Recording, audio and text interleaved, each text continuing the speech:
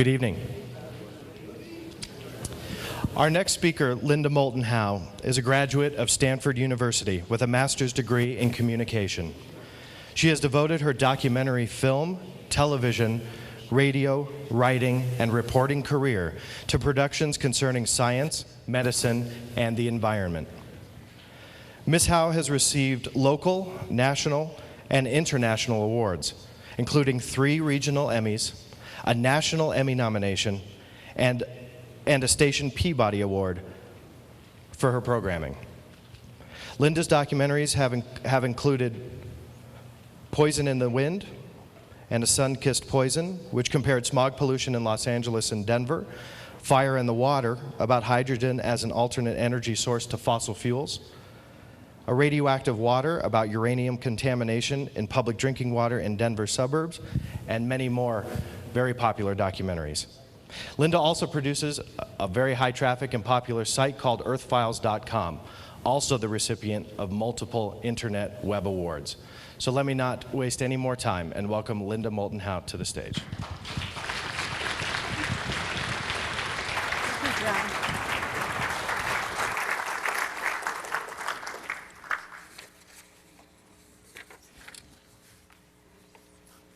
Well, first, thanks Clifford Cliff and MUFON for inviting John Burroughs and me to this Denver MUFON gathering. I know that it was about 5 years ago that I was presenting to you new information that I had about the policy of denial in the interest of national security that had come to me also through military sources and Andy Kistner, who had been a representative in the state of New Mexico, and it was breaking new ground about the fact that there was a policy of denial that was affecting everyone from White Sands to Wright-Patterson to around the world in association with American military.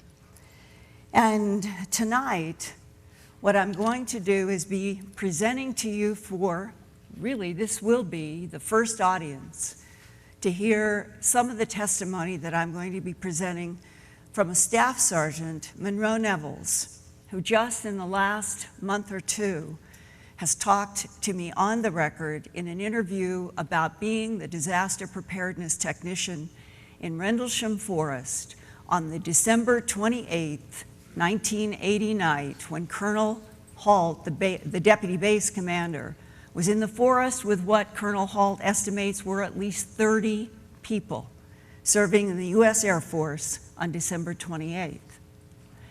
And what Monroe Nevels was told about a top secret investigation ordered by the base commander, not by Colonel Halt. And that in fact, Colonel Halt was left out of the decisions that were being made by the base commander at RAF Bentwaters after December 26th, 1980, when, as I was told back in 1984 with Chuck DeCaro from CNN, there was one of those airmen at RAF Bentwaters that either jumped up on the craft that was in the forest or was taken up in a beam of light. And throughout these past 30 years, the one name associated with that airman is John Burroughs. And you will get to hear from him in his own words in a while. But first, what I'd like to do is to set the stage for exactly where was the famous RAF Bentwaters Woodbridge base.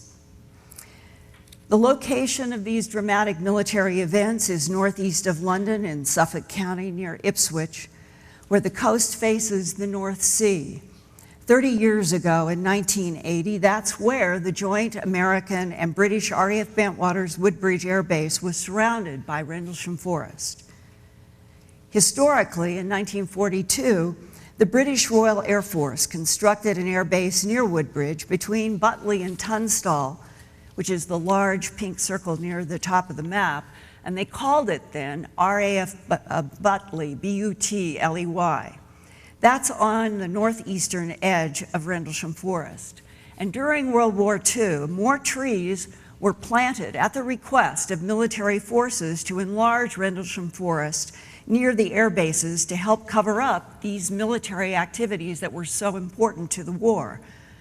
Straight east, about 6 miles on the North Sea, is the Orford Ness Lighthouse that you probably have heard so much about, and I can guarantee you has absolutely nothing to do with what happened in that forest. To the south was the RAF Bodsey Chain Home Radar Station. That's the bottom pink circle on the map. And that, during World War II, monitored the launch of V-2 rockets from Germany.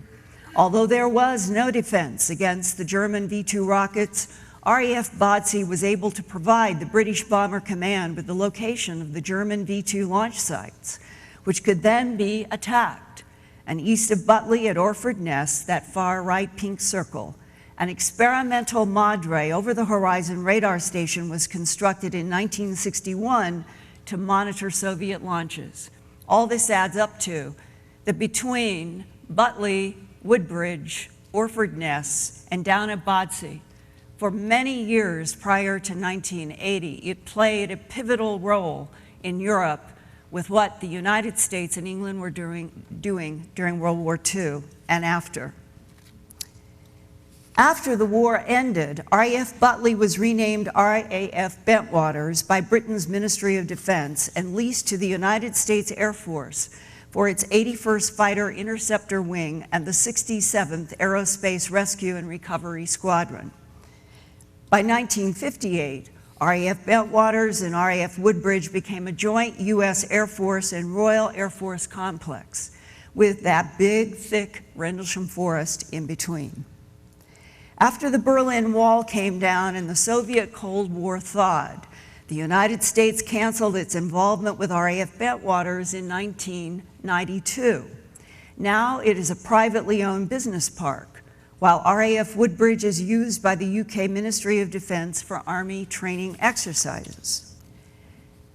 In this presentation, I'm going to focus on highly strange events that took place over 72 hours from approximately midnight of Christmas night into the early morning hours of December 26th and onward to sunup on December 28th, 1980.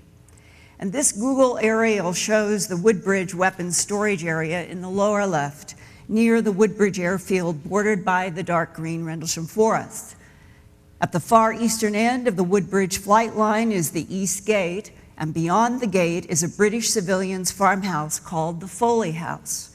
The orange path marks the roads that Staff Sergeant James Peniston said that he traveled in a security pickup with Airman First Class John Burroughs and Airman Ed Kavansak to investigate strange unidentified aerial lights after midnight on December 26th.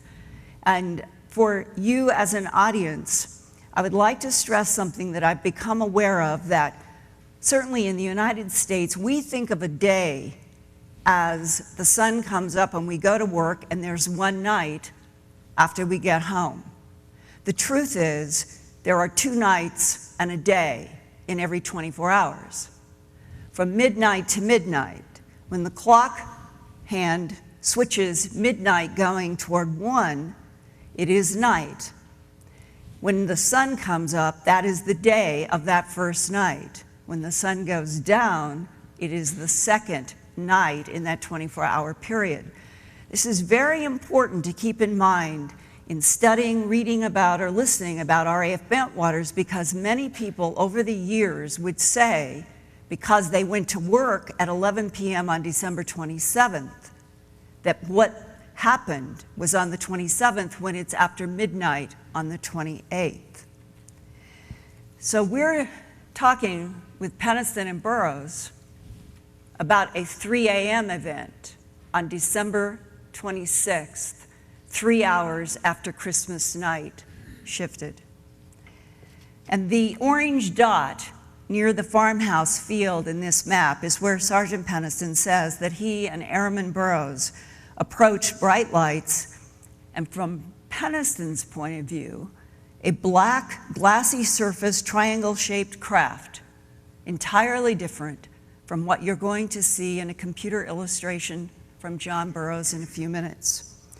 Between the Foley House and the farmhouse is the section of Rendlesham Forest where the mysterious lights, beams, and the craft phenomena occurred between December 26th and 28th, 1980.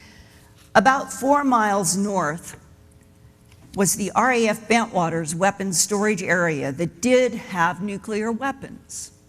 It was top secret at the time. It is acknowledged by everyone today. Those nuke bunkers along Hot Row were watched 24 hours a day by security from the Bentwaters WSA watchtower.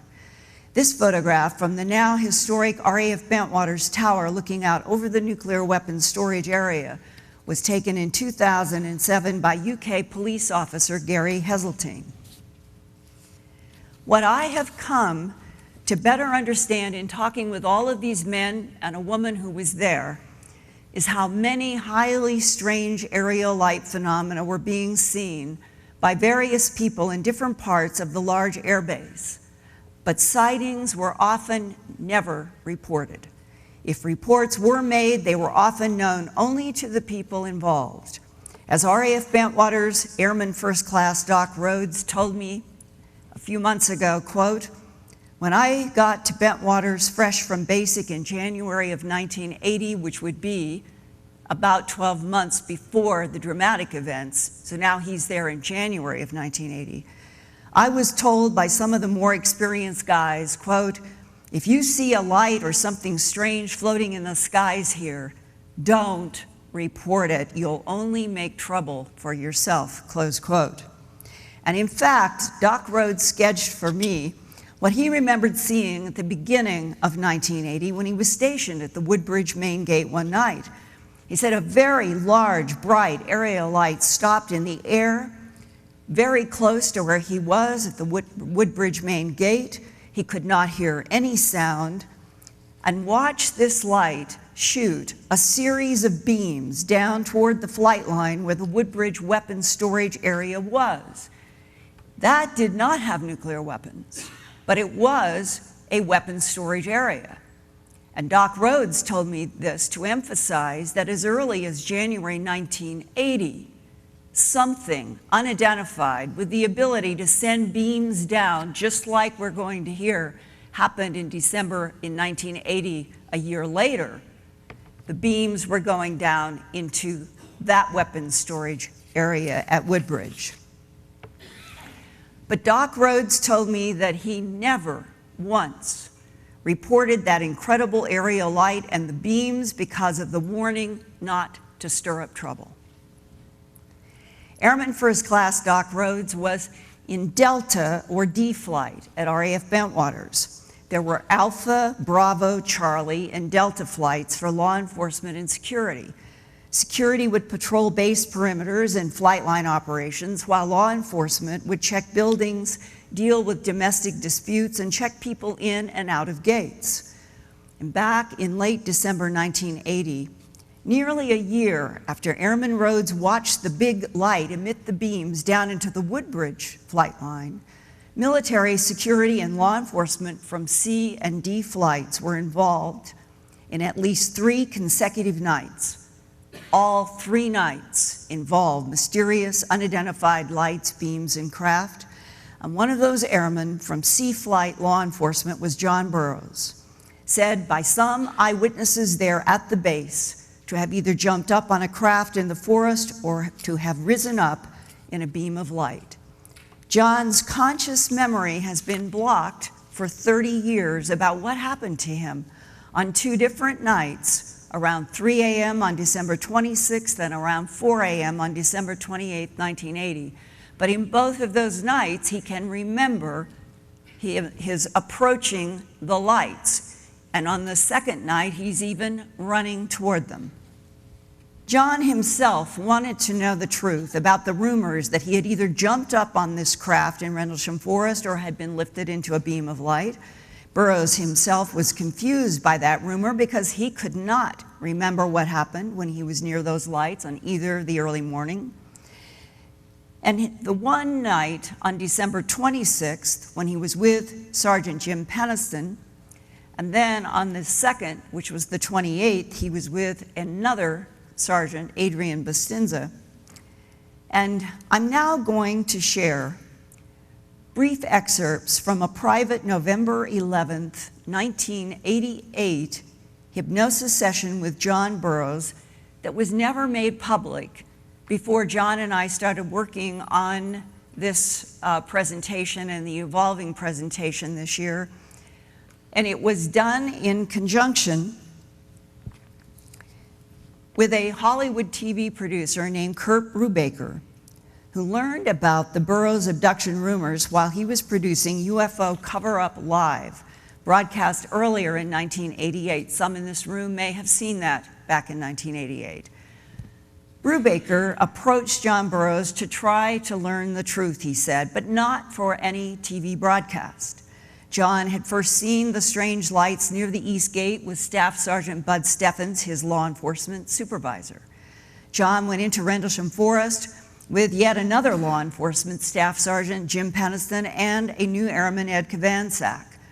The videotape that you're going to see and hear is deteriorated. This is made from the original 1988 tape. But you can clearly hear Burroughs in his hypnotic state, the first hypnosis that he had ever done, talk rapidly about walking next to Staff Sergeant Peniston on December 26th as they approach unidentified area lights in the trees. We started getting nervous. We were like going, what are we getting into? I don't know. What's going on? We don't know. The radio keeps coming back. They can't reach us for a while. We can't reach them. We're getting real nervous. We're getting scared. We can't get on the radio. We can't go much farther if they don't hear us on the radio no more because we don't like what's going on. Sergeant Peniston, what do you think? I don't know. Stop right now. Stop right now. Let's try to reach him on the radio. Okay, we've got him. Yeah, it's still there. It seems to be in the clearing. It seems to be in that clearing up ahead. Can we go on farther? Yes, go on farther. Find out what's going on. Let's go, guys. Look at that. There it is. Hit the ground. I run. I dive. Shoot, John, shoot. I can't. I don't have my gun. Who's telling you to shoot? Sergeant Peniston. I don't have my gun. They told me not to bring it. Yes, they did. They told you at the last minute to bring it. Describe what it is he wants you to shoot at. Lights. A weird oval-shaped light. It's hovering. It's strobing. Flashing back and forth, flashing on and on. It's white, but there's lights below it. There's little lights below it. There's the orange lights. There's the red lights. It's like sun. It's like the sun, but it's not shaped like the sun. It's like an oval-shaped thing, and it's pulsating. How far away is it? 10 feet, maybe 15. How big is it? I don't know. It keeps changing. Changing the lights are pulsating. It's hard to judge. It's there now. It's moving back. Away from you? It's moving away. It's up in the air. How It's high? moving back. It's up through the trees. It's moving back. Now it's in the distance, but it's there. It's down low again. How did it get through the trees? I don't know. Well, we'll follow it. Call him. Tell him. We're going to follow it. We got to follow it. I can't reach him on the radio. The hell with the radio. Put it down. We don't need it. Put it in your hose. Put it in your pocket. Let's go. We don't care what they say. We've got to find out. Something's there. We've got to find out. Let's go. Spread out more. Okay, let's go. Okay, move. Okay, be careful. I feel weird. I feel tingly. We all feel tingly. We all gotta know. We gotta know. Is it a UFO, John? I don't know. What is a UFO? What is it? I don't know. It's not real. It's lights. It's not an object. It does not appear to be a solid, total object. It just appears like it could be an object because it gives the impression of an object, but it's mostly lights. It's all lights. It seems like lights to me. A shape made of light. Yes, a shape made of lights. It's getting smaller. It's small. Look how small it got. Look how small it is. I don't believe it. Look how small it is. It's just there though. It's like it's calling to us to come to it. We've got to go to it. It's telling us to come to it. We can feel it. Yes, can you feel it? Yes, I can feel it. We've got to get to it. We've got to get to it. We've got to know what it wants. It wants us. It wants us. Let's go. Let's go. Let's go. Let's go. Spread out. We're getting into some more woods again. How could it move? How could it move through the woods? How could it move through the woods like that? There is no way. There is no way nothing can move through the woods like that. There is absolutely no way. There's no trees being knocked out. There's no trees being knocked down, but it's in the woods. Look at this. It's in the woods. It's moving up and down. Look at this. Sergeant Pennison, should we keep going? Yes, we should. I agree. I agree. Are you okay over there? Yeah, I'm fine, but this is weird. I know it's weird. I've never seen anything like this. Look around. Can you see any other crafts? Can you see anything else? Can you see somebody that might be out here doing this to us? Can you see anybody? No, it's quiet. It's all quiet now. There's nothing there but this thing. It's pulsating. There's red lights. There's blue lights. There's orange lights. It's there. It's small, though. It's real small. It's small. Keep going, keep going. We can hear humming now. We can hear humming now. The ground's shaking, the ground's shaking. This is weird, this is weird. Why didn't we bring our guns? Why didn't we bring our guns? Could it be drawing it to us? I feel like I'm being pulled. Something's pulling me. Oh God. Sergeant Pennison, what's going on? I don't know. It's pulling it towards us. It's pulling it towards us. Oh look, it just changed again. It's small, it's small, it's small. It's small. Now it's moving back. Now it's moving back. Now it's moving back. Now it's moving back. Look, it just Look how fast it moved back. Look, it's a quarter mile back now. It's a quarter mile back now. Let's start running. We can't let it get away from us. We've got to know where it is. Okay, well, it's gone. Okay, security control, return to base, return to base, return to base. ETA back, I don't know. 30 minutes, hour, unknown. Okay, keeping radio contact. Okay, and we just start walking back. And I'm talking to him. Who's going with you? I'm talking. Sergeant Pennison and I and Bananchek. We're walking. Now we're walking back. Okay, what was it? I don't know. John, what do you think it is? I don't know. Do I look scared? You look pale. I don't know what I saw, John. I think it was a UFO. I don't know. I don't want to believe what I saw. He goes, you know, John, it seemed like we were there and all of a sudden we're here. Why couldn't we get radio contact with them? We should have been able to. There was repeater stations, there was towers, but we lost contact with them. I don't know. Well, what are we going to do? I don't know. Let's just see what happens when we get back. So we're walking and it's cold and we're walking and we come across a creek that we don't even remember crossing. Do you remember this, John? No, I don't remember this. Do you remember that, John? No, I don't remember that. Well, how did we get there? I don't know. Could we have been moved by it? Could something have picked us off the ground? I don't know. I don't want to talk about it.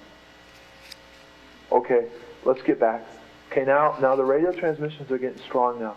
Real strong. Okay, we're talking real clearly with them, and they're saying, what's your ETA? We don't know. The British police are there. The shift commander's there. The flight chief for security flight chief's there. Our flight chief's there. There's other law enforcement patrols there. Everybody was concerned. They go, we've lost contact with you for 45 minutes, 50 minutes. We didn't know where you were. We saw, the WSA tower saw all kinds of lights in the air. They thought they saw something being beamed up in the air, but they weren't sure. They thought, we lost you, John. We thought we lost you guys. Well, what happened? We don't know. I had a feeling of disbelief. I didn't know what happened.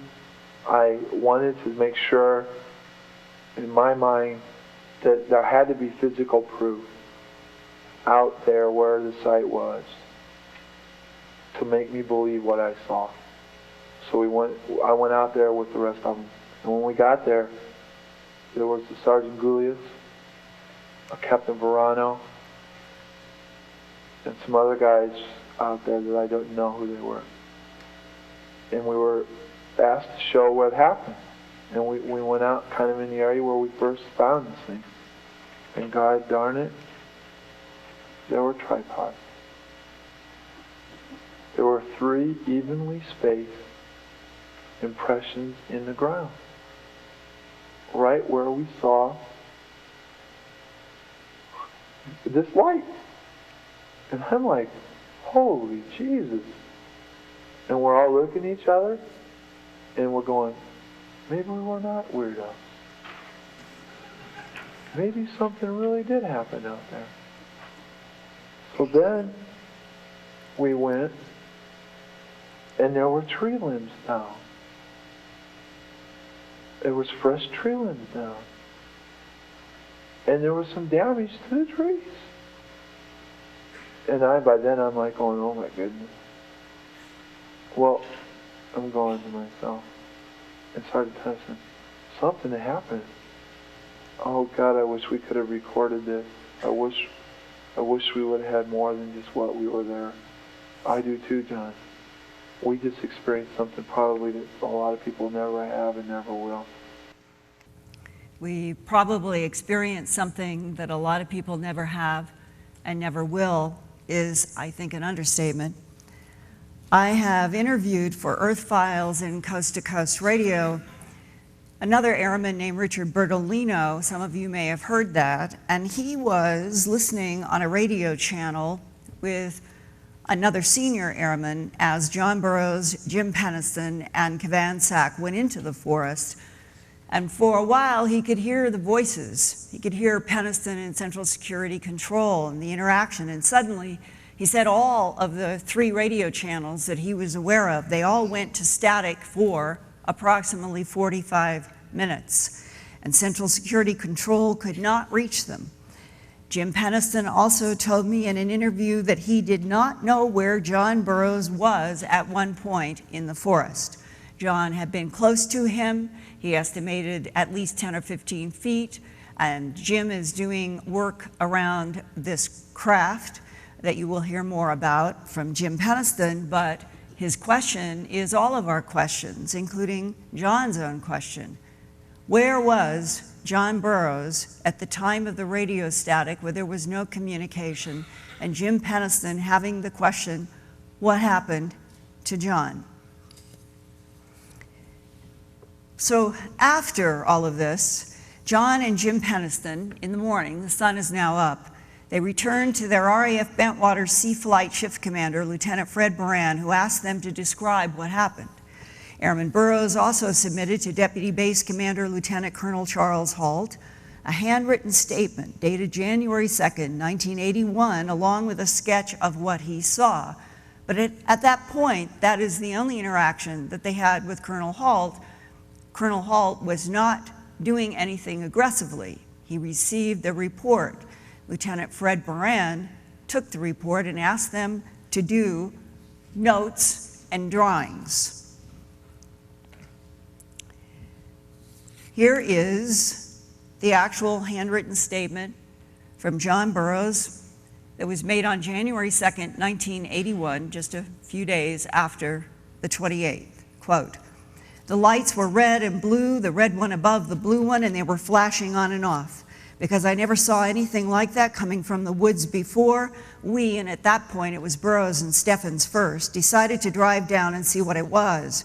We went down Eastgate Road and took a right at the stop sign and drove down about 10 to 20 yards to where there is a logging road that goes into the forest. At the road, I could see a white light shining onto the trees, and I could still see the red and blue lights. This would move back and forth, up and down, but the blue and white and orange would come out when it was sitting in one place. Blue lights would come out of the beam and the white light below. Blue lights would blink on and off inside the beam, plus the beam would be red and orange. A white light would come out below the beam in the trees.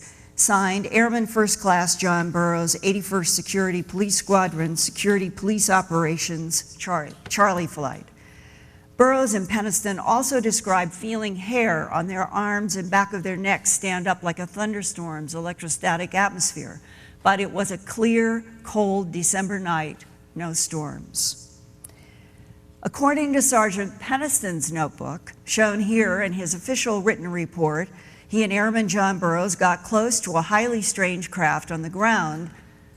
But Jim Penniston's perspective is completely different than the John Burroughs original sketch that was definitely drawn and submitted and was given to 2 senior officers on January 2nd, 1981. That stands as a solid brick in this entire RAF Bentwaters history, including the statement made by Lieutenant Fred Moran, who was the shift commander. Those stand with dates on them. They were written and typed up and written and drawn on January 2nd, 1981, about a 3 a.m. event on December 26th, so that's locked in. But Penniston sketched this and said, quote, "Triangular in shape, the top portion is producing mainly white light, which encompasses most of the upper section of the craft. A small amount of white light is appearing from what appears to be the bottom of the craft. At the left side is a bluish light, and on the other side is red light. The light seemed to be molded as part of the exterior of the structure that seemed to be landed on the forest floor," close quote. And John Burroughs, to this day, does not remember seeing Jim Penniston near such a craft. But Burroughs also knows his mind is blocked whenever he tries to think of the lights in Rendlesham Forest. John Burroughs also does not remember Sergeant Penniston having a camera, but Penniston says that he took 36 photographs on 35mm black and white film and sketched symbols in his notebook that were engraved into the craft's shiny black glassy surface.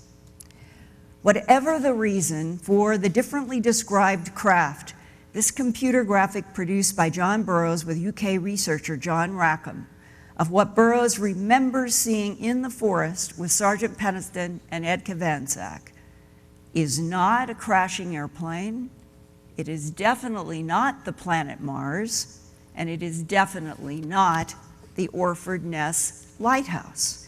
What we do know for certain is that Sea Flight Shift Commander Lieutenant Fred Moran talked to Staff Sergeant James Penniston, Airman First Class John Burroughs, and Airman Ed Kovanczak after the Sea Flight shift was over at 7 a.m. on December 26, 1980.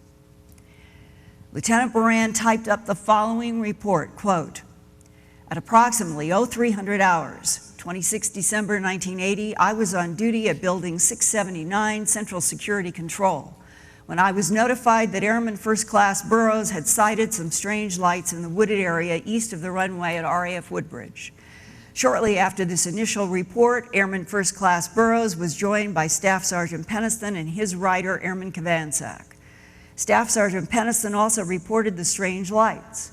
I directed Staff Sergeant Coffey, the on-duty security controller, to attempt to ascertain from Sergeant Penniston whether or not the lights could be marker lights of some kind, to which Sergeant Penniston said that he had never seen lights of this color or nature in the area before.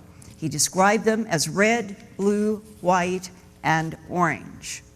And what I'm going to do is compress this for the sake of time and jump to a paragraph in which he says, Staff Sergeant Penniston stated that the object on the forest floor was, quote, a definite mechanical object. Due to the colors they had reported, I alerted them to the fact that they might have been approaching a light aircraft crash scene. But Sergeant Penniston reported getting near the object and then all of a sudden said they had gone past it and were looking at a marker beacon that was in the same general direction as the other lights. Penniston replied that he had seen the other lights and that what the difference was between marker lights and what they were dealing with in the forest was a dramatic difference. They continued to look further to no avail. At approximately 03:54 hours, Lieutenant Moran terminated the investigation and ordered all units back to their normal duties. He says, I directed Sergeant Penniston to take notes of the incident when he came in that morning. After talking with him face to face concerning the incident, I am convinced that he saw something out of the realm of explanation for him at that time. I would like to state that Sergeant Penniston is a totally reliable and mature individual. He was not overly excited, nor do I think he is subject to overreaction or misinterpretation of circumstances.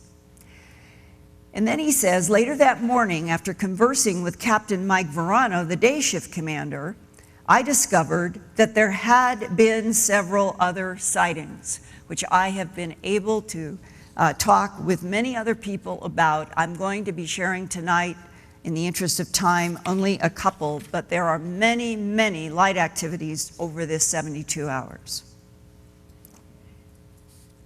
Now, so we've set the scene a little bit about what happened in the forest from 3 a.m. to unknown time, and the very solid, typed up reports, the handwritten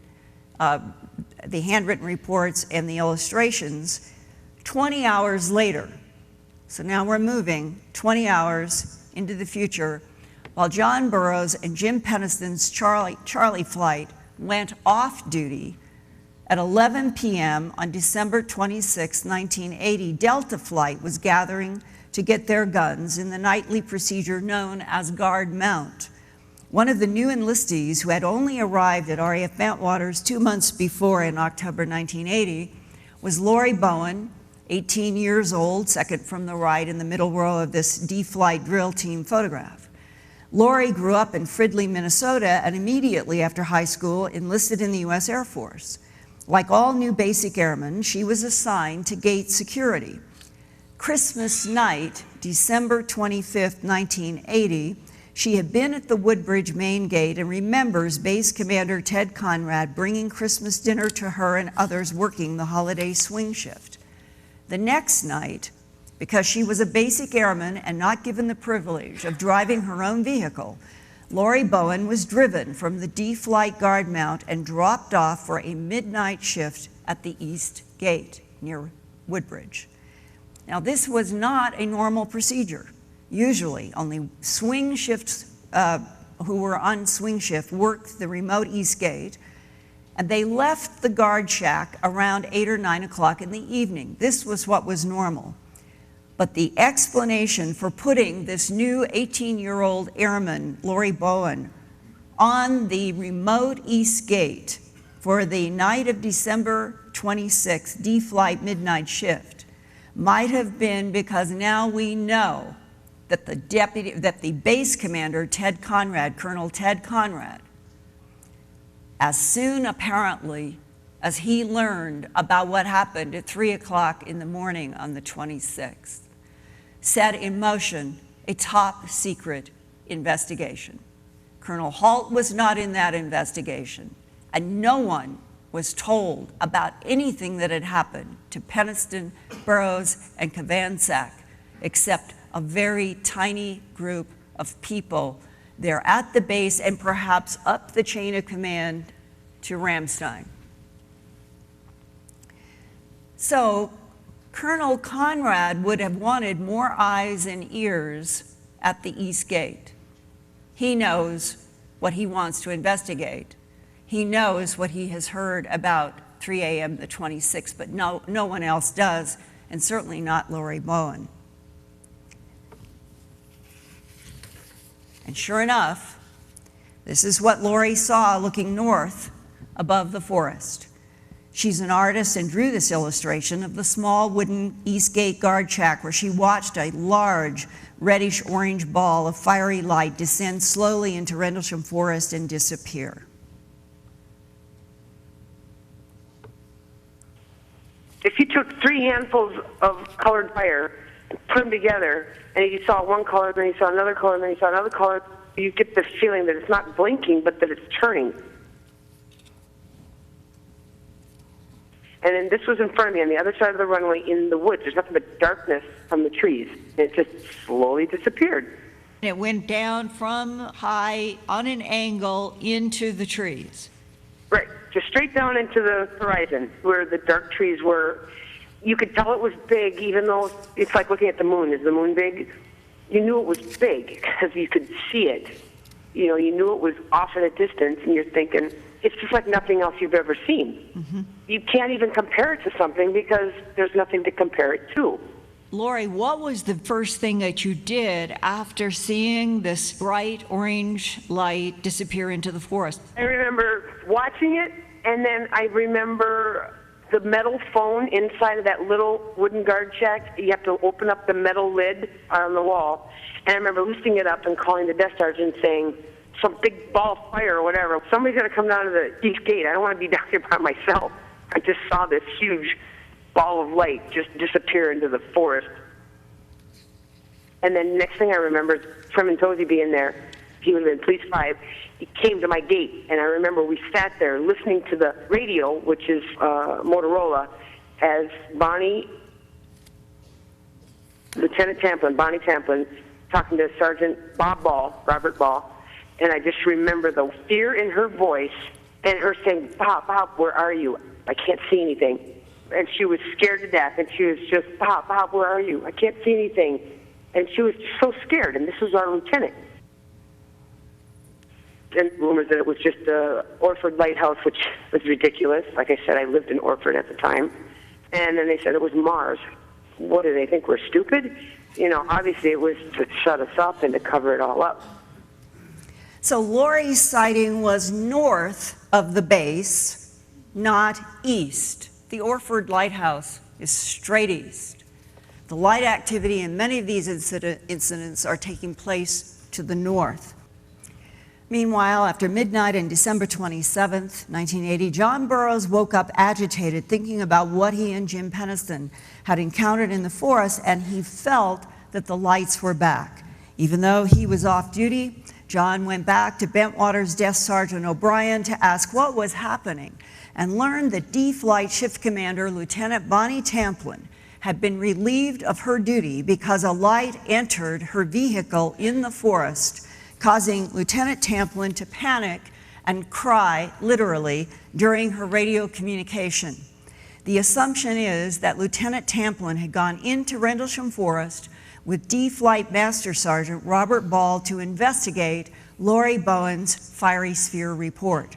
And what no one has known until now is that Saturday afternoon at 4 p.m. on December 27th, Staff Sergeant Monroe Nevels, a disaster preparedness technician at RAF Bentwaters and a former Marine, had a surprise visit from Lieutenant Bruce England, the shift commander for Bravo Flight.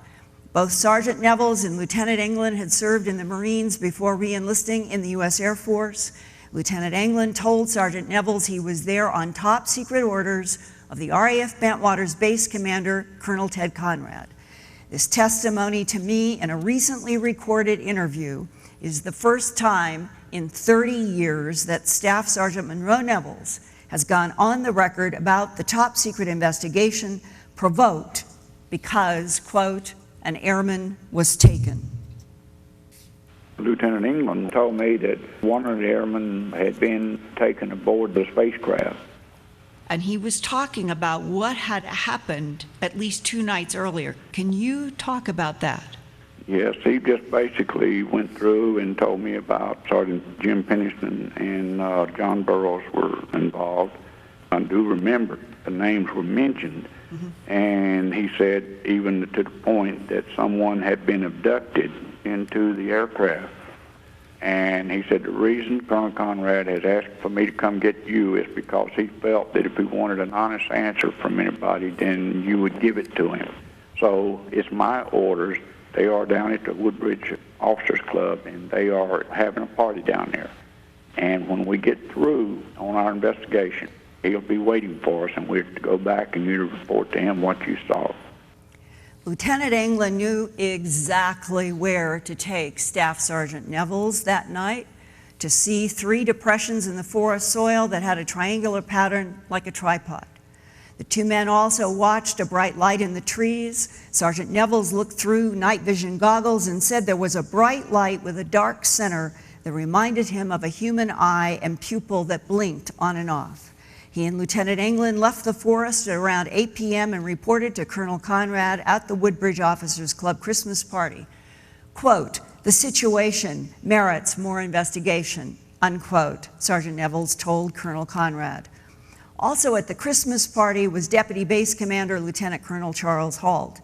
It was at the Christmas party that Colonel Conrad, for the first time, turned further investigation over to the Deputy Base Commander, Colonel Charles Halt. So Colonel Halt, Lieutenant Bruce England, Staff Sergeant Monroe Nevels, Staff Sergeant Adrian Bustinza, and several security police were organized into a search party with pickup trucks and light-alls. Sergeant Nevels also took his AN-PDR 27F Geiger counter that measures both beta and gamma radiation. Sergeant Nevels used the Geiger counter on the tripod depressions and burn marks at the same height on all the trees that grew in a circle around the tripod depressions. Sergeant Nevels did not get any beta readings, but he did get an average of 7 milliroentgens of gamma radiation. An hour exposure of 7 milliroentgens of gamma is equivalent to about 1/3 of a chest X-ray, so not exceedingly high. But what else, in terms of field and energy, was out in that forest where these men were that might also have been there and affected them? I asked a radiation physicist in the Texas Department of State Health Services what bright light source could give off ionizing gamma radiation. And this is a direct quote. "There is nothing that I know about that would give off intense light and fly in the air and emit gamma radiation. Nothing that I have ever encountered in my 40 years of radiation physics work," close quote. And then he went into the background of half-lives on things like cobalt-60 that can be 30 years or 5 years, but would not be glowing, would not be flying, would not be zipping around in the forest. Now I want to play for you a brief excerpt from what happened that night. This is from Colonel Halt's 18-minute audio tape recorded at different times for, there were 7 hours. They were out there for 7 full hours. This is only an 18-minute original audio tape. He's turning on and turning off, turning on, turning off, because as he told John and me and Monroe Nevels back then, he didn't know how much audio tape that he had on what was then a magnetic audio cassette tape. So he was turning it on when they wanted to say something about radiation readings or lights or beams, and then he would shut it off. And the voices that you hear on this segment are mostly Colonel Halt and Staff Sergeant Monroe Nevels. We are getting an indication of a heat source coming out of that center spot. Some form of energy. Directly overhead, one can see an opening in the trees, broken pine branches on the ground.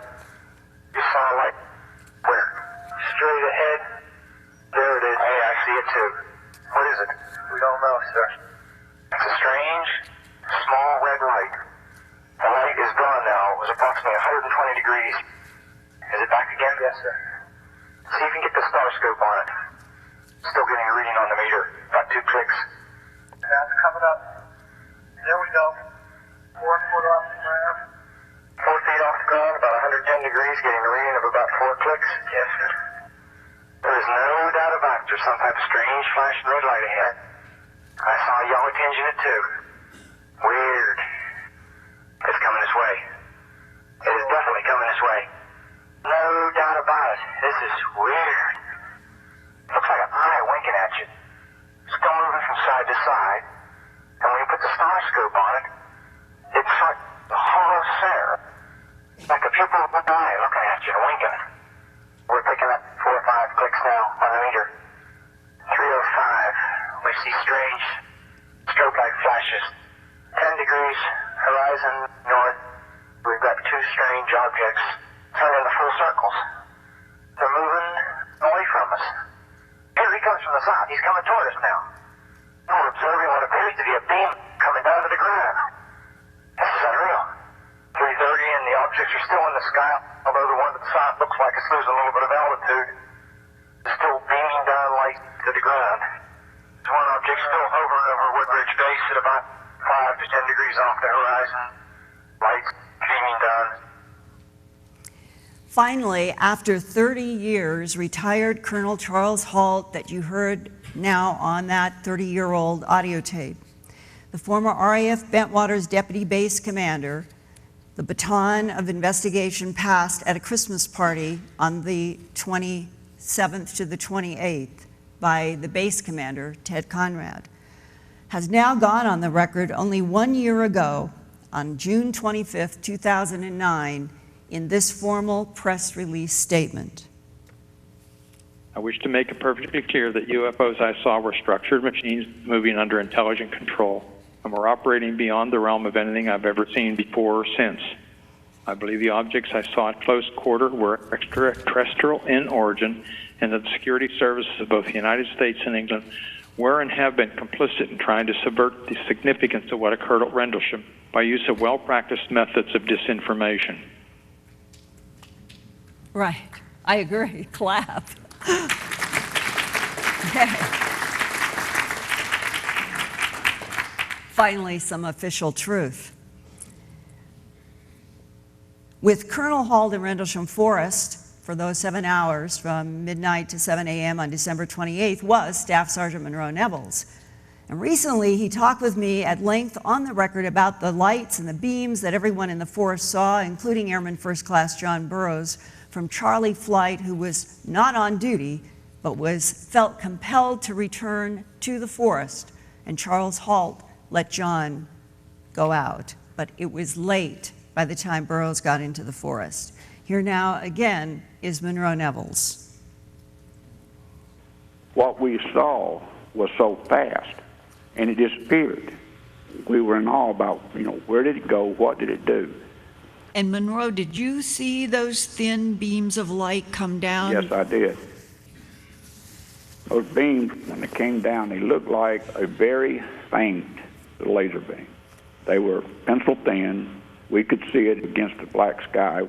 When we looked out and saw those pencil thin beams, I told Colonel Halt that I believe that something is trying to tap into what we've got. I mean, what is it that they're trying to find out? Because it's obvious if it shot down to the ground, it had to be doing something, taking photos, penetrating, or trying to generate some heat to the ground, or whatever the situation was. The lights would disappear and be gone in a blink. You could blink your eye and look up and they'd be gone.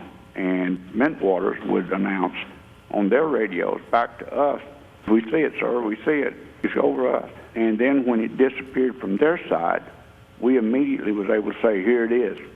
In other words, it was like it was instantaneous from there to where we were. And at that time, the cattle were starting to get kind of edgy, like they knew something was there. When we got to it, it disappeared. We couldn't figure out how it got out of those trees and where it went. Because the trees were very tall and very close together, right? Trees were close together, approximately 100 feet tall. So when we went out to the edge where there was a farmer's field, and Lieutenant Colonel Halt and myself were mainly the leaders, we were in front, and we looked out and saw this object that was sitting over in the farmer's field about 200 yards away. To me, it looked kind of yellowish orange, like very hot, and it looked like it was on fire, burning. And every once in a while, I would see something shoot off that looked like molten metal. Colonel Halt and I both observed that. So we jumped the fence, and as we jumped the fence, it disappeared. Compare it to the illustration that John Burroughs did with the UK computer illustrator. Immediately, I knew what I saw. That it was the same? It looked very close to it, very close. I got excited about it. There, somebody finally drew something that made sense to what I'd seen. That same night, around 4 a.m., John Burroughs was allowed by Colonel Halt to go into the forest with Staff Sergeant Adrian Bastinza. The two were running next to each other toward lights in the farmer's field when Adrian fell to the ground on John's right, and John only remembers getting close to red-orange light and doesn't remember anything else. Later, Adrian told Burroughs, quote, "The light forced me to the ground, and I saw the red-orange light come over you," close quote. Was John Burroughs abducted twice? At 3 a.m. on December 26th, and again around 4 a.m. on December 28th by this peculiar craft. Staff Sergeant Jim Peniston described an even stranger and very different craft as a solid black triangle that he and John Burroughs approached. And here is Staff Sergeant Jim Peniston describing what he sketched and insists that he walked around for a long time in the forest. It was a triangular craft.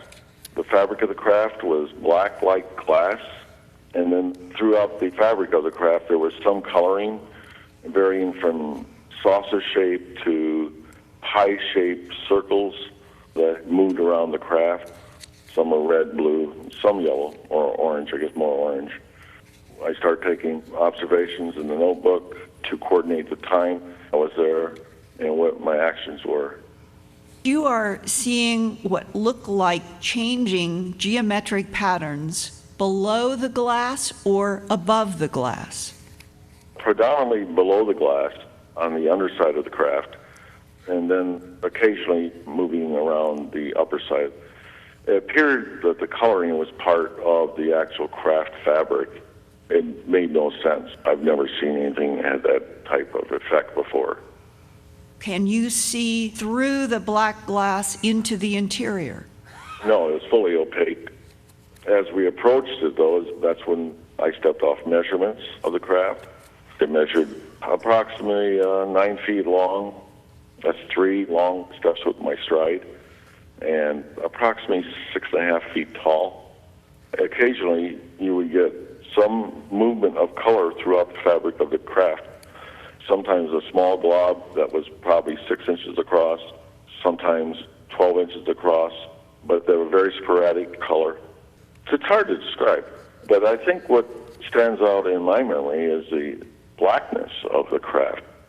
If you took a onyx stone and you had an onyx stone that measured 9 feet long and 6 feet high, that's what you would see. Were you thinking at that moment, this is not from Earth? I knew that it was not from any form of government. I mean, no Air Force on Earth. It was beyond our capability. I looked at John and I said, I don't know how in the hell we're going to explain this. And do you remember what he said? John says, we have a UFO here. I says, we have something here. I said, I got to have quiet here. I already paced it off. This is my second or third time I was walking around it, mainly in awe. Toward one side of the craft, there was markings on the craft, which were very unusual, probably 2.5, 3 feet wide. I was looking for a crew compartment or a window or something. I touched it, and the air temperature out there at the time was probably, 34 degrees, something like that. Mm-hmm. It was very warm to the touch. And you were feeling heat and what else? Smoothness of the craft feels like glass, but it can't be glass. It's got to be metal, but it felt like glass. I was confused at that point because nothing in my training prepared me for what was going on. As I felt my way around the craft, I came upon the symbols that were on the craft and gave them a lot more attention, feeling each one, and then recording them in my notebook. If you had a sheet of smooth glass and you took a piece of sandpaper and you laid it on that glass, running from the glass to the sandpaper, that's how it felt. Did you have anything come into your mind in terms of thought or image? Well, did I feel an intelligence? Yes. But here's something that is odd. I lost track of John for like 45 minutes or so. I don't know where he was at. There was like a 45-minute gap of time there, which seemed like, a couple of minutes. I don't know what caused the distortion. When is your very next memory of John Burroughs? When the light on the craft started to generate to a more white, brilliant light is when I backed away from the craft. John was maybe 15 feet away, 20 feet away, standing there. Because you were afraid of what was happening with this increasing light? I wasn't sure what it was going to do. I don't know, explode, or the craft lifted off the forest floor, went to treetop level, and took off at an extreme rate of speed, and nothing that I know of could be gone in a blink of an eye. Now, in the interest of time, I'm going to bypass a very important segment here. A few of you might have heard this on the coast and seen it at Earth Files.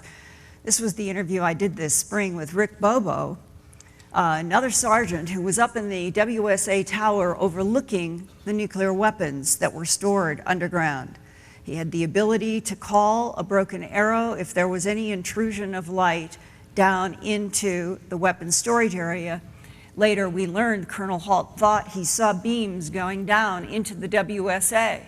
That would have been a major, major total base alert.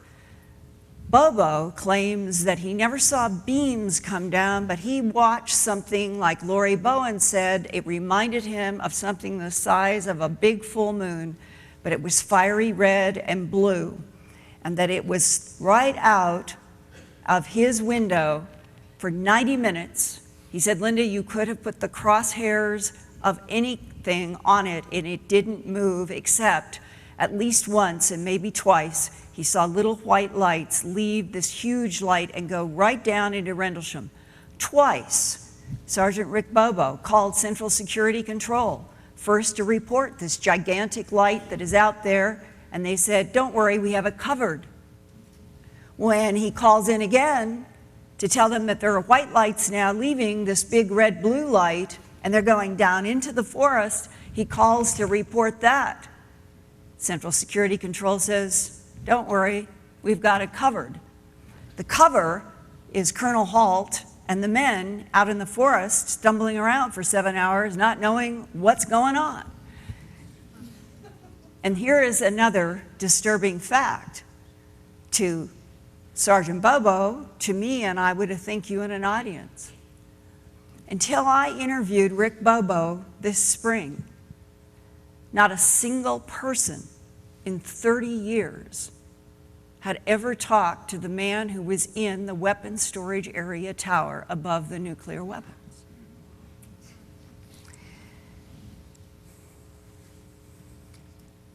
So, by the time the sun came up, and Adrian Bustinza on the ground in this illustration has gotten up, and Burroughs has gotten up, and they've talked. That's all Bustinza ever told John.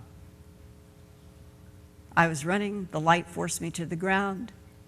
I saw this red-orange light come over you. End of story. But it has haunted John Burroughs so much over the last 30 years that he has never slept well. Jim Peniston has never slept well. They both wake up in something that would be like repeating dreams, and sometimes with terror and sweating.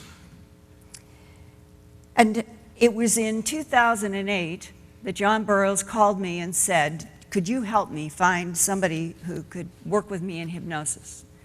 I really want to remember what happened to me. And we have been working at this over time, and tonight I'm just going to share 2 small pieces that'll give you just a flavor of what is inside of this man that he still can't break through to full memory. The person doing the hypnotherapy is Melinda Vale, who specializes in post-traumatic shock syndrome in young people, and she agreed to help. I hope that John could break through to full memory for his sake. And here are 2 sort of echoes of what Sergeant Monroe Neville said with Lieutenant England when they went out for the first check, what you heard in the recorded tape of Colonel Halt talking about the eye with the dark center that seemed to be blinking. Here now is a brief excerpt from October 2008 in Phoenix in a hypnosis session with John Burroughs. Oh, God. What? It won't let me. It won't let you go back there? Every time I go, it gets strong. Oh, and it wants to pull me towards it. Okay, sweetheart. And when I think it comes towards me, and then it pulls me towards it. Mm-hmm. Oh, it's strong. Okay, it's okay. It's okay. Oh, what is it doing? What are they? It's all right. Are they coming at me? It's lights that are coming at you? Little ones. Little ones, okay. What does it feel like when they come at you? It just startles me. Okay. Oh, God. You're all right. I've got you.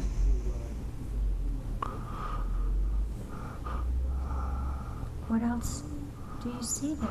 Just huge. Now it's getting bigger and bigger, like milky white object or substance that just keeps going up, down, wider, smaller. Then there's an eye or something behind it. And it's interfering with your ability to go back in time? Every time you ask me to go back, the smaller objects I think appear, and it gets stronger.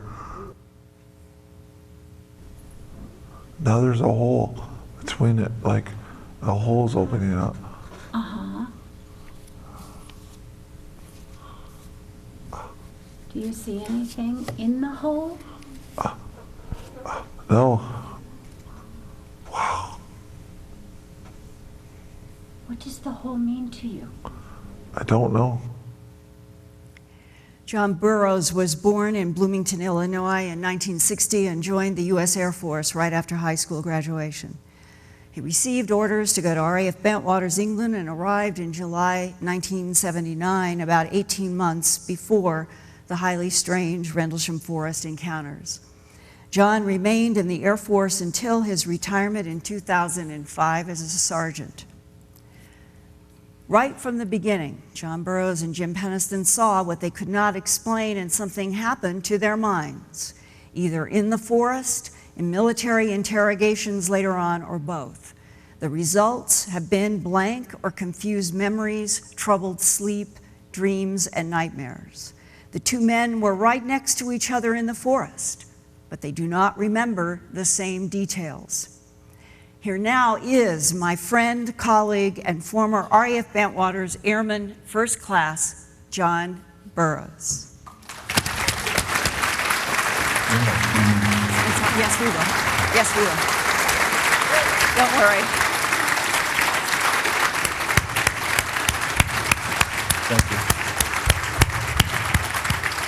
Thank you. I'd like to thank MUFON for inviting us here tonight to speak, and I especially like to take a moment and thank Linda Howe. As you can see, what she's covered is just the tip of the iceberg. I mean, we have spent hours and hours working on this, and she has by far done the most work on this, so I'd like to give her a quick hand.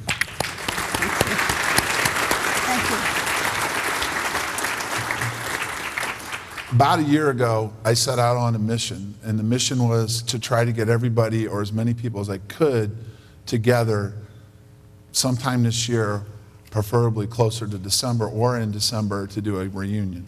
So I started contacting people. As far as the reunion goes, I'm still not sure if we'll be able to put it together, but I've had the opportunity to talk to a lot of people that were involved in this incident, and I've been able to talk to them in more detail than I've ever been able to do before.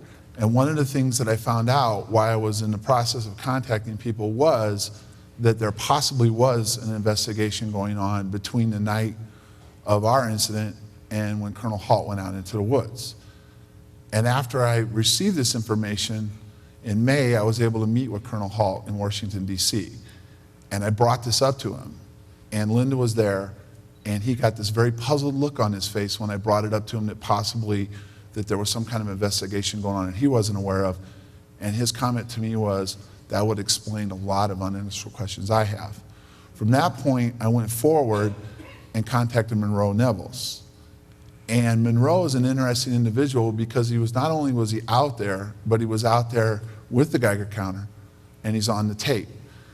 And I hope if you haven't had a chance to listen to Colonel Halt's tape, you take a moment when you have a chance to listen to it. Because if you think about this, this is only one of the few real-time pieces of evidence that's out there, period, for UFOs. And what I mean by that, you have an actual recording of people talking about an encounter as it was going on. And obviously, what do you think, folks? A lighthouse? Meteors? Planets? I mean, it's absurd. And then you take it a step further and you look at the radiation readings, which Linda's done. But when I contacted Monroe, what I learned from him was that there was an investigation going on and that some of the senior leadership on the base was involved in this. What I didn't know until after Linda interviewed him was the fact that he confirmed once again that somebody may have been taken up into a craft. And the funny thing is, when I first met Linda, she was coming after me along with Chuck DeCaro, trying to confirm whether or not I actually had something happen to me in that manner. What I will say is this, folks, we had an encounter with something. To this day, I'm not sure what it was. I can tell you it's something that I've never seen before, or after. So as far as I'm concerned, it's not something that I can explain to you on real terms of an aircraft or something that we have flying around in the skies to this day. And I can promise you this, that with Linda's help, we're going to continue this. This is an ongoing investigation. We're in the process of going to be contacting and talking to several more people involved in this. And there will be continuing updates on Earth Files. And I have a Facebook site that's called Justice for the Men and Women 81st Security Police Squadron. Jim Penniston's on it, I'm on it, we're working on getting Colonel Halt on it. And what we'd like to see is justice for all of us. We'd like an answer from the government. Because after all of us had raised our right hands, went out there, sworn to do a duty to protect this country. We were out there working, doing our job, and as you can see, we've been let down. We've been let down by our leadership and our government. And for those of you who heard my interview with Colonel Halt in August about a year ago, he was extremely angry. I did not put all of his anger on Coast or in any public capacity. And what he was angry about is he told me in no uncertain terms, I was left out of the chain of command. The story went beyond me. Well, now, a year later, we now know from Monroe Nevels that that was absolutely true. And next Thursday on the 29th, the first full hour of my 3 hours on Coast is going to be much more from Monroe Nevels talking about the situation. And one of the implications that continues to grow is that the base commander, Ted Conrad, which no one heard much about until now, he must have started putting in phone calls to people in Ramstein, let alone saying that he wanted Lieutenant Bruce England and Monroe Nevels to put in motion this top secret private investigation. And John, when you look back to what your assignment was on that very next day, you've been out in that forest twice, you know that you have been through drama, you end up getting assigned to the East Gate. What did you see happen that would reinforce this idea that somebody had something in the works going out into Rendlesham? Well, even prior to that, Sunday night when I was up on the base, a C-5 came in and it was taken back to a restricted area over by the weapons storage area, and there was a crew unloaded with helicopters. When I reported back to duty on Monday, which would have been my first swing ship back to duty, I was placed at the East Gate. When I was placed there, I was told I was being put out there because of my prior experience, what had gone on in the woods, and that there wasn't some type of an investigation going on in the woods, and that if I saw anything that was out of the normal or strange, don't call it in on the radio, pick up the phone and let them know what was going on. They didn't want it over the radio. And on Tuesday night, on my second night on the gate, right around dusk, a helicopter lifted a crate out of the woods and took it over onto the Woodbridge Fight Line. And in my discussion with the radiation specialist in Texas, he said that if anybody had gathered soil, plants, and from the trees, that Monroe Nevels said that right at waist level, as if something had spun, and that he was getting the 7 milliroentgens off of every single tree where he could see a scorch mark. The assumption is that there were people who went out and took soil, who took from the tripod, who took something from those trees, and that would be able to tell higher authority at least what was the chemistry that was giving off the gamma radiation. That might have been part of what was lifted off. Correct.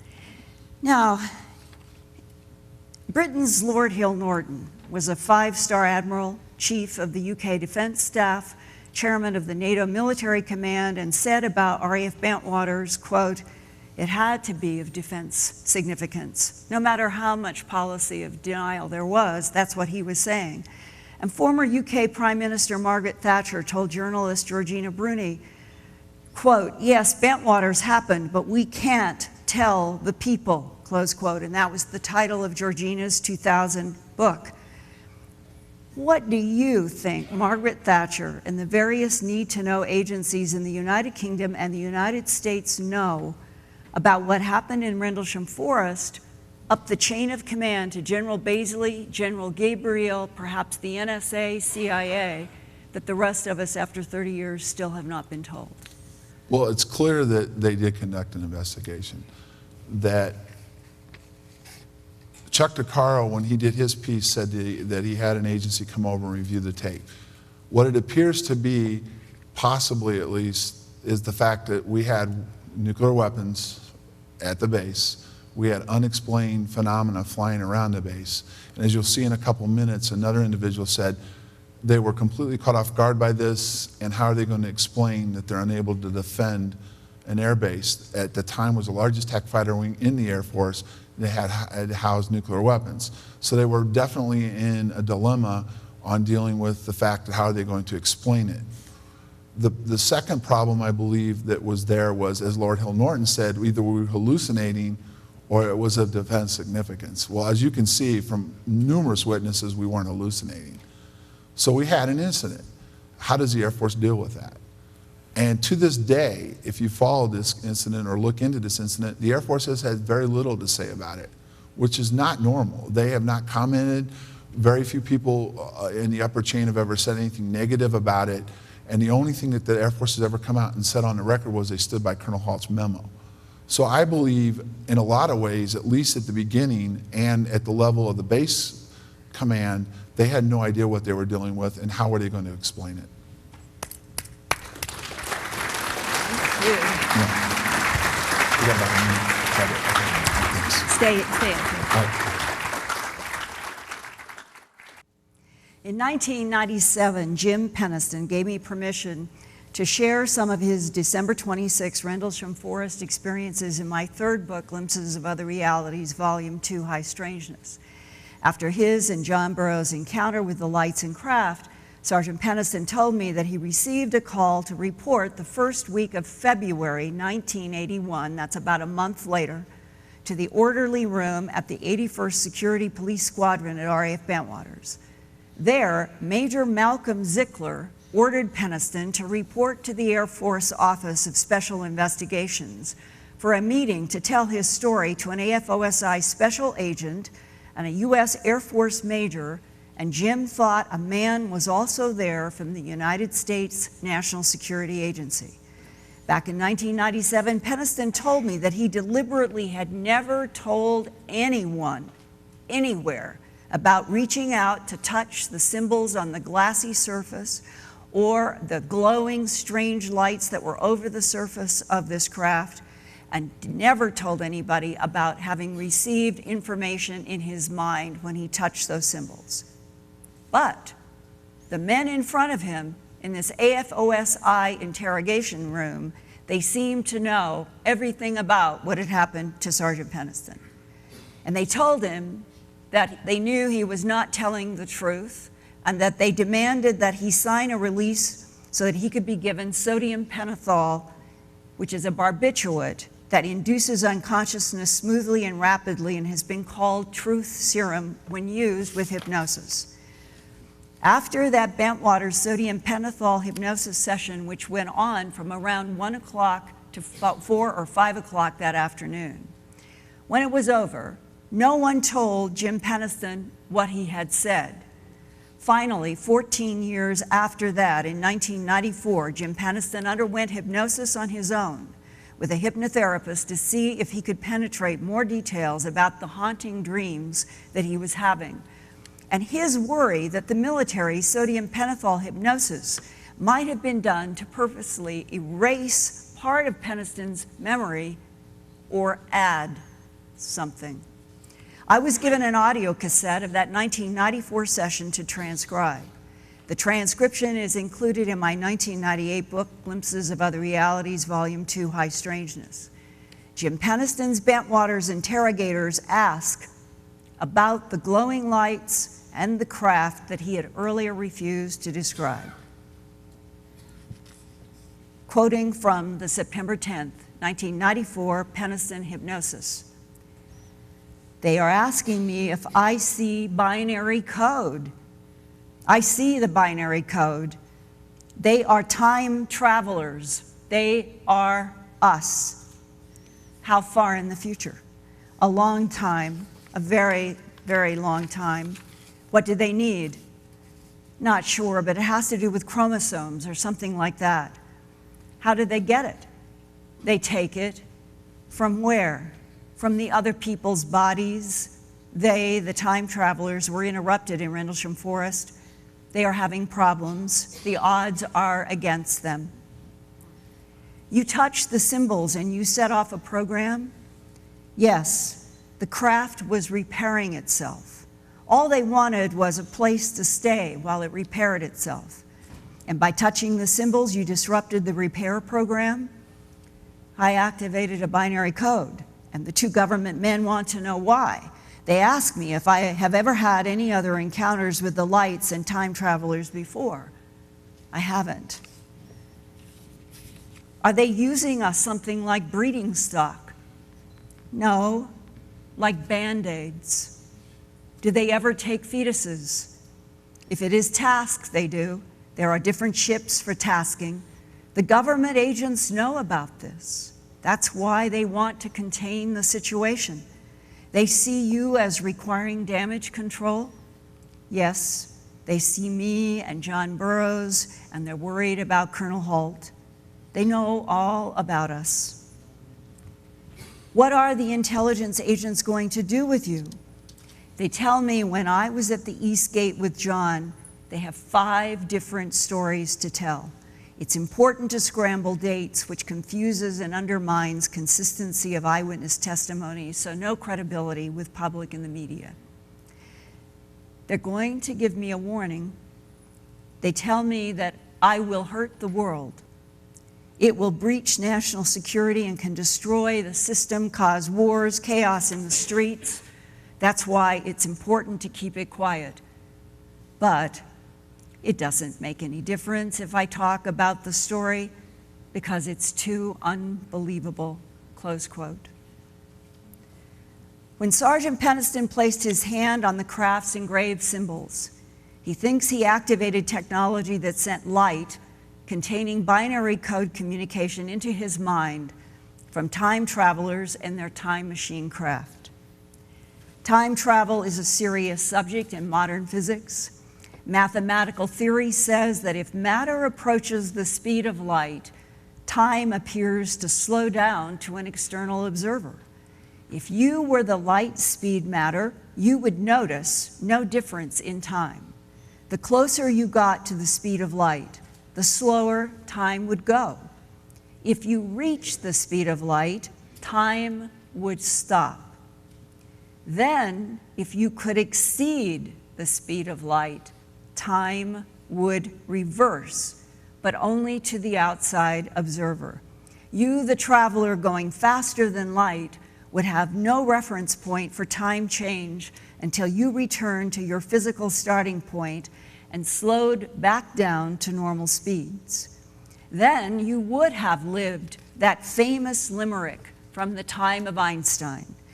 There once was a lady named Bright who traveled much faster than light. She departed one day in a relative way and came home the previous night.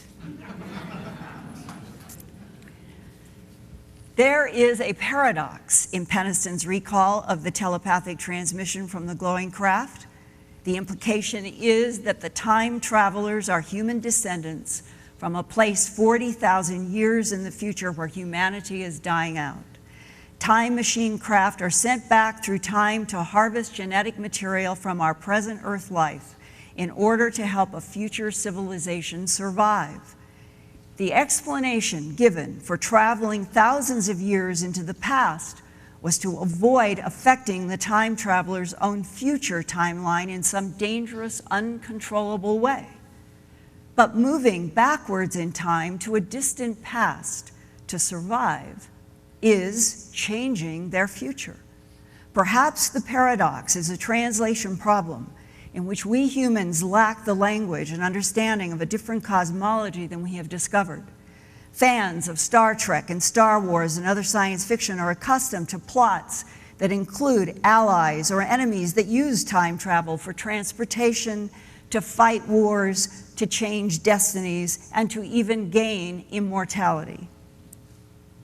Whether the different lights, beams, craft, and symbols in Rendlesham Forest belong to time travelers or extraterrestrial biological entities from inside this universe, or non-human entities from parallel universes or other dimensions. Why is the truth suppressed? Why can't governments tell their citizens that humans are not alone in the universe? What facts about other intelligences interacting with Earth do government insiders know and consider so dangerous that they hide those facts for decades under a policy of denial in the interests of national security? If national security is built on lies and deceptions, it is no one's security. It is social imprisonment by illusion. Those distorting reality are using lies to control the public and media while perpetuating their power. However, the 1980 high strangeness in Rendlesham Forest has never rested easily in the minds of those who were actually there. Perhaps like human time-release capsules, John Burroughs, Jim Penniston, Colonel Halt, and others, Monroe Neville's, have embedded within them pieces of truth about an incomprehensible future, or pieces of lies that keep humans corralled by illusions. Either way, whatever penetrated the Rendlesham Forest in December of 1980 is still reverberating 30 years later in 2010 with so much power that John Burroughs cannot forget the haunting, seemingly telepathic lights and the question, what is their source? What if the key to the Rendlesham Forest mystery is a tangle of past, present, and future timelines, a knot? If the knot is untied by advanced technologies, what happens to past, present, and future?